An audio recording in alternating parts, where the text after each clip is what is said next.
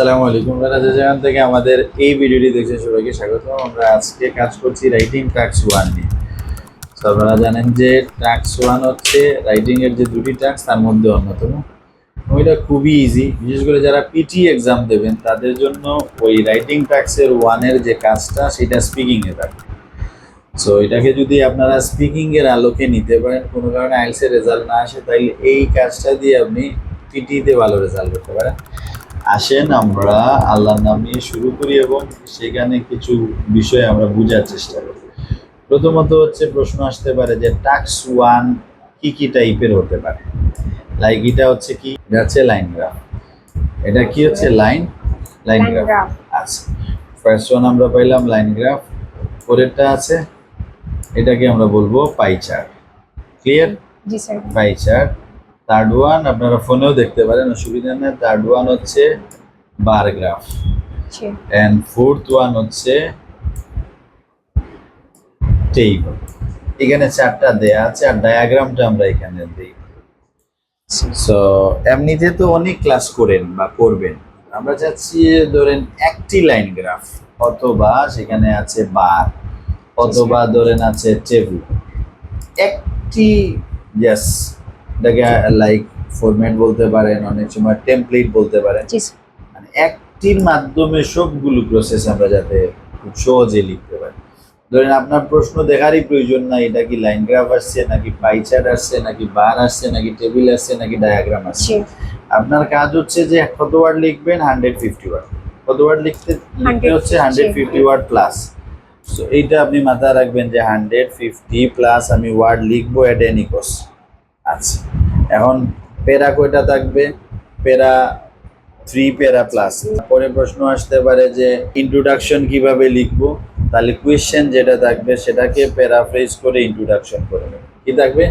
কোয়েশ্চেনকে কি করবেন? প্যারাফ্রেজ করবেন। বুঝতে পারছেন? তারপরে হচ্ছে বডিগুলো লিখবেন। আচ্ছা, এইটা কমন।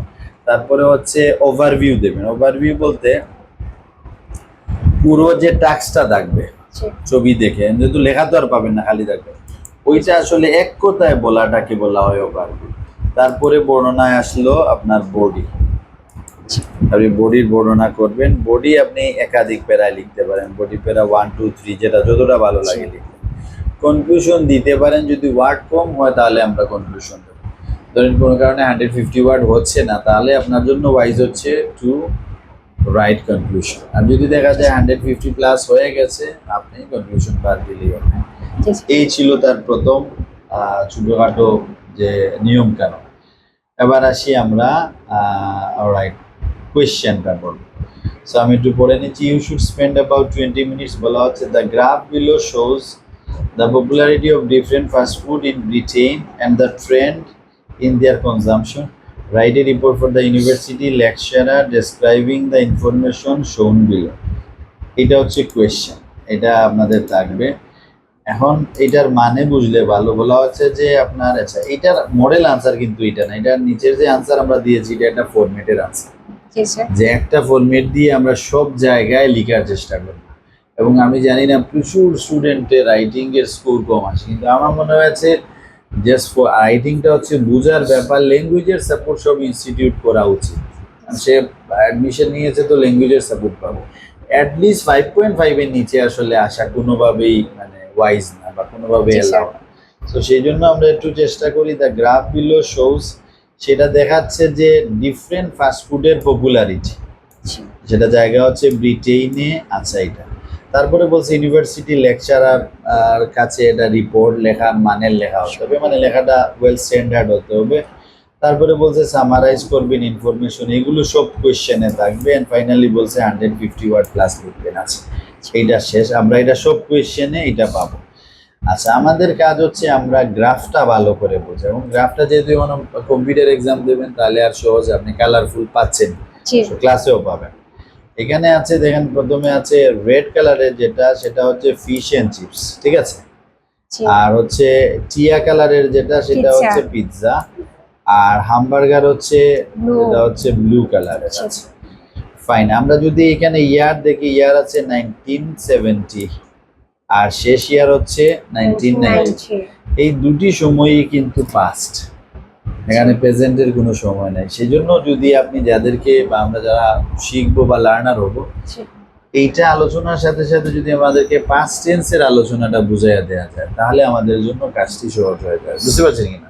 তাহলে এটার সাথে আমাদের কাজটা কি করতে হবে? পাস্ট সিম্পল টেন্স, এইটা আমরা শিখে নেব। অলরাইট, আচ্ছা, এখন আমরা 1917-এ যদি আমরা দেখি, তাহলে আমরা দেখলাম ফিশের অবস্থা বিলো 100, হামবার্গের অবস্থা আরো মানে 0 থেকে 100।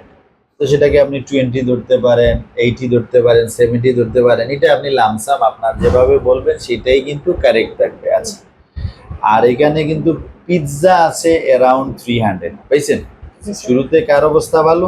পিৎজা হচ্ছে কত? এখানে দেখেন প্রায় 300 কাছাকাছি বা বেশি বলতে পারেন। কিন্তু একই সময় আমরা দেখলাম যে ইয়ের হামবার্গার এবং ফিশ এন্ড চিপসের অবস্থা বিলো 100 আছে। সো এখানে শুরু আমরা ইন্ট্রোটা কোয়েশ্চেন থেকে করে নিয়েছে। দ্য গিভেন গ্রাফ, এখানে একটা গিভেন শব্দ যোগ করে হুবহু দিয়ে দিয়েছে। The demand for hamburger, fish chips and pizza 1970 থেকে 1990 আছে। ওই যে আমরা বলছিলাম যে ওভারভিউ দেওয়ার জন্য এটা সে দিয়েছে। ইট ইজ ইমিডিয়েটলি অ্যাপারেন্ট, মানে এটা দেখা যায়, এটা কমন একটা line. The most popular food was pizza in 1970, মানে 1970 সালে সবচেয়ে জনপ্রিয় ইয়েটা হচ্ছে ফুডটা হচ্ছে পিৎজা। ওকে, সো আমরা পেলাম এটাকে আমরা ওভারভিউ। তাহলে আমরা ওই উপরে যেটা বলছিলাম যে কি করব, আমাদের কাজ হচ্ছে কোয়েশ্চেনকে প্যারাফ্রেজ করা আর ওভারভিউ দেয়া। এই দুইটা কাজ আমরা যদি ঠিকমতো করতে পারি সেটাকে আমরা বলবো ইন্ট্রোডাকশন। কি বলবো? ইন্ট্রোডাকশন। এইটা ইন্ট্রোডাকশন হয়ে যাবে। আমি ইন্ট্রোডাকশন লেখা হয়ে গেল। এবার আমরা চলে যাব বডি প্যারা। এখানে বডি প্যারা আছে, দেখেন দ্য মোস্ট থেকে একটা আছে কিনা না? তারপরে বাই কন্ট্রাস্ট থেকে আরেকটা, ফার্দার মোড থেকে আরেকটা, 3টা বডি প্যারা আর কনক্লুশন আমরা দিয়েছি বিকজ এখানে 150 ওয়ার্ড হচ্ছে না। সো যেহেতু 150 ওয়ার্ড হচ্ছে না, সেই জন্য আমরা কি করলাম? কনক্লুশন দিলাম। আচ্ছা, ইন্ট্রোডাকশন যেটা সেটা কোয়েশ্চেন থেকে একটু চেঞ্জ করেই আমরা দিতে পারছি কিনা না? আচ্ছা, তার সাথে ইট ইজ ইমিডিয়েটলি অ্যাপারেন্ট দিয়ে একটা ওভারভিউ দেবো। ইট ইজ ইমিডিয়েটলি অ্যাপারেন্ট এটা লাইন তোমরা লিখতে পারো। আরো সহজ হচ্ছে ইট ইজ ক্লিয়ার লিখে দিলাম। কি দিলাম? আচ্ছা, এই লাইনটা আমরা লিখে দিলাম। লিখার পর আমাদের একটা ভুল হবে যে এই জায়গায় আমরা যে লাইনটা ইম্পর্টেন্ট সেটা আসলে লিখতে পারছি না। ধরেন আমরা এটা ভুল করে ফেলেছি, আমরা পারতেছি, তারপরেও কিন্তু আমার ইন্ট্রোডাকশনে মোটামুটি 25 ওয়ার্ড হয়ে যাবে ভুল লিখলো। বুঝতে পারছেন? জি স্যার। আচ্ছা, এখন আমরা যদি চলে যাই, যে তোমরা ফরম্যাট নিয়ে আলোচনা করছি, আমরা যদি চলে যাই কনক্লুশন, এটা প্রশ্ন যে কোনো প্রশ্নের জন্য সমান। কি লেখা আছে দেখেন তো? ওভারঅল লাস্ট প্যারা, ইট ইন্ডিকেটস, যে এটা নির্দেশ করে ফ্রম দা ডেটা থেকে, হ্যাঁ, যে দেয়ার আর মানে আছে, সাম সাবস্টেন্সিয়াল ফিচার্স, কিছু সিগনিফিক্যান্ট ফিচার্স আছে ইন দা চার্টের মধ্যে। এখন যদি আমরা অন্যান্য যে ইয়েগুলো আছে টাইপের কোয়েশ্চেন আছে সেটারও কনক্লুশন গিয়ে দেখি, আমরা পরে পাই চার্টে দেখি, দেখবেন একই line, overall it indicates from the data that there are some substantial features in the chart. ঠিক আছে কিনা? আবার দেন ওভারঅল কি আছে? It indicates from the data there are some substantial features in the chart. আমরা পেলাম। তারপরে যদি আমরা নিচের বারে যাই, সেম আছে overall it indicates from the data that there are some substantial feature in the chart। পাইছেন বারের মধ্যে? আচ্ছা, এবার যদি আপনি টেবিলে যান, কইছেন? আচ্ছা আচ্ছা, টেবিলে যান, তাহলে দেখবেন টেবিলেও কিন্তু সেম আছে, overall it indicates from the data that there are some substantial features in the chart. তার মানে এইটা লাইন আমরা কমন। আচ্ছা, এইটাতে চাইলে আপনারা চ্যাট জিপিটি থেকে আরো স্ট্যান্ডার্ড ল্যাঙ্গুয়েজ নিতে পারেন। আমি বেশি স্ট্যান্ডার্ড দেই না অনেক সময়, যে আপনার হয় কি বেশি স্ট্যান্ডার্ড দিলে দেখা গেছে আপনার মিসম্যাচ হয়ে যাবে। যে স্টুডেন্টের লেভেল এত দুর্বল আর এত টাফ ওয়ার্ড, এত টাফ ল্যাঙ্গুয়েজ, মনে হচ্ছে যে আকল যেহেতু কম, ল্যাঙ্গুয়েজটাও একটু কম দিলাম, তাদের ব্যালেন্স হলে। সো যাক, তাহলে আমাদের দুইটা প্যারা আমরা শেষ করলাম, ইন্ট্রো আর কনক্লুশন। যদি দিতে চান, ওয়ার্ডের সমস্যা তো থাকবে, যারা একটু দেখা যাবে কম স্কোর পাচ্ছেন তাদের ওয়ার্ডের সমস্যা থাকবে, তাহলে কনক্লুশন দিয়ে দিবেন। মাঝখানে আছে বডি 3টা। আচ্ছা, বডিতে শুরুতে দেখেন দেখা আছে দ্য মোস্ট মার্কড ফিচার, আমরা এইটা ফ্রেজ দিয়ে শুরু করতে পারি। পেয়েছেন? জি স্যার। সব চার্টে গিয়ে পাবেন যে দ্য মোস্ট মার্ক ফিচার দিয়ে শুরু করলে, এটা একটু বাংলা অর্থ হচ্ছে যে সবচেয়ে আকর্ষণীয় বৈশিষ্ট্য। যেটাকে আপনি দ্য মোস্ট সিগনিফিক্যান্ট ফিচার্স লিখতে পারতেন। আচ্ছা, is the demand for fish and chips, আমরা ওইখানে বলা হচ্ছে যে সবচেয়ে আকর্ষণীয় ফিচার হচ্ছে ফিশ অ্যান্ড চিপস, যেটা স্টুড এট, এখানে দেখেন পাস্ট টেন্সে বলছে যে যেটা কি হয়েছিল, দাঁড়িয়েছিল বিলো 100, কততে, 100-এর নিচে, at the start of the period মানে হচ্ছে 1970। ওইটা একটা ফ্রেজ শিখে নিলেন যে প্রথমটাকে আমরা আরো কি কি শব্দে বলতে পারি। তো এখানে 1970 না বলে বলছে at the start of the period. আচ্ছা, তারপরে দেখেন the demand for fish and chips, এই যে সাবজেক্টটা বানাইছে যে the demand for fish and chips, এইটা লার্নাররা পারবে না, সেজন্য লার্নাররা এখানে দিতে হচ্ছে ইট, কি দেবে, আইটি ইট দেবে, মানে সে বুঝুক আর না বুঝুক তাইলে ওই আগেরটা দিয়ে তার কাজে আসবে। আচ্ছা, ইট, তারপরে এটা বেড়েছিল কি হবে, ইনক্রিজড, যদি দ্রুত বাড়ে র্যাপিডলি, আস্তে আস্তে বাড়লে কি হবে, স্লোলি, তাহলে বাড়লে দুইভাবে বাড়তে পারে, হয় দ্রুত বাড়বে নাইলে আস্তে বাড়বে। আচ্ছা, কত থেকে কত বেড়েছিল, ফ্রম 100, বিলো 100 থেকে বেড়ে হয়েছে to approximately 500 at the end of the period, একেবারে পিরিয়ডের শেষে সেটা 500-তে গিয়ে পৌঁছাইছে। আমরা আরেকবার চার্ট দেখে নেই, পিজা এবং ওকে ফিশ অ্যান্ড চিপসটা দেখলাম। হ্যাঁ, ফিশ অ্যান্ড চিপস হচ্ছে রেড কালারের যেটা, সো সেটা শুরু হয়েছিল, আপনারা একটু খেয়াল করলেই পাবেন যে শুরু হয়েছিল কত থেকে, শুরু হয়েছিল যেটা হচ্ছে শুরু হয়েছিল 100-র নিচে আর শেষ হয়েছিল 500, ঠিক আছে। তো সেটা আমরা একটু আবার দেখে নেই। আচ্ছা, তাহলে এই প্রথম প্যারা ফর ফিশ অ্যান্ড চিপস, কার জন্য প্রথম প্যারা, ফিশ অ্যান্ড চিপস। আচ্ছা, যখন আমরা একটা প্যারা থেকে আরেকটা প্যারা টার্ন করব তখন আমরা বলবো বাই কন্ট্রাস্ট।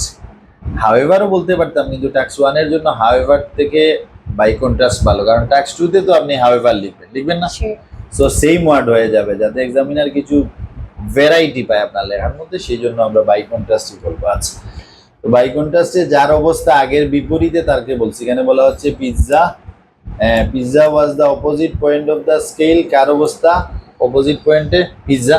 এই লাইনটা সব জায়গায় দেওয়া যাবে, শুরু হয়েছিল এট স্টার্টেড 300 থেকে 1970, but there was a slow decrease, তার মধ্যে একটা স্লো ডিক্রিজ ছিল in the demand for pizza around 200 in 1970। তার মানে পিৎজা সময়ের ব্যবধানে ফল করেছে, কি করেছে, ফল করেছে।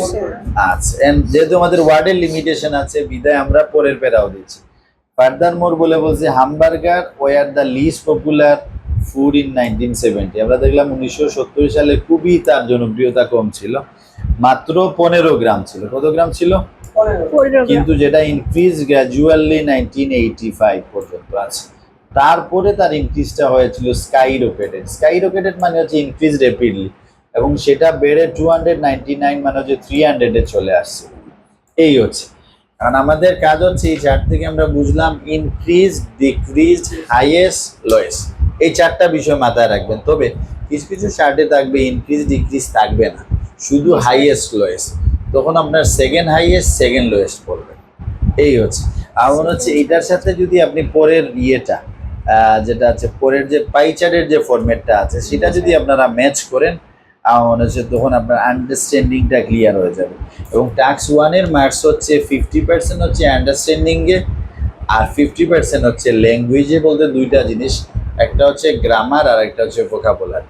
আর আন্ডারস্ট্যান্ডিংয়ে হচ্ছে টাস্ক রেসপন্স আর হচ্ছে কোহিয়ারেন্স কোয়েশন। তাহলে এই চারটার মধ্যে 50%ই হচ্ছে বুঝের উপর।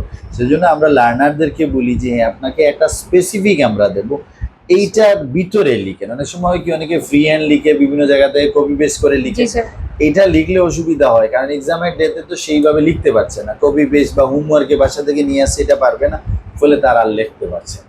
সেজন্য আমি বলবো যে না, এইটা প্রসেস না, আপনারা বরং এখন দেখেন উপরের লেখা দিয়ে পাই চার্ট পারেন কিনা না, লাইন গ্রাফ পারেন কিনা না, আপনি যতটুকু পারবেন স্কোর ঠিক ততটুকু আসবে। এখানে আমি কতটুকু বুঝলাম বা বুঝালাম সেটা আসলে খুব কার্যকর না, কার্যকর হবে ততটুকু যতটুকু আপনি বুঝে অ্যাপ্লাই করতে পারেন। আশা করছি আমাদের আজকের এই যে লাইন গ্রাফের ফরম্যাটের আলোচনা করলাম, এটাকে আপনারা বিভিন্ন মডেল আনসারের সাথে ম্যাচ করে লিখেন, অথবা মডেল আনসারগুলোকে এইটার সাথে ম্যাচ করে নেন। এইভাবে করতে করতে দেবেন টাস্ক 1-এ খুব সহজেই 6+ স্কোর থাকবে। 6.5 পর্যন্ত টাস্ক রাইটিং টাস্কে মার্কস তোলা ইজি, তারপরেরগুলো বেশ কমপ্লিকেটেড। আশা করি 6.5-এ অনেকের হয়তো কাঙ্ক্ষিত ডেস্টিনেশন হয়ে যাবে। সবাই ভালো থাকবেন। আল্লাহ হাফিজ। আসসালামু আলাইকুম।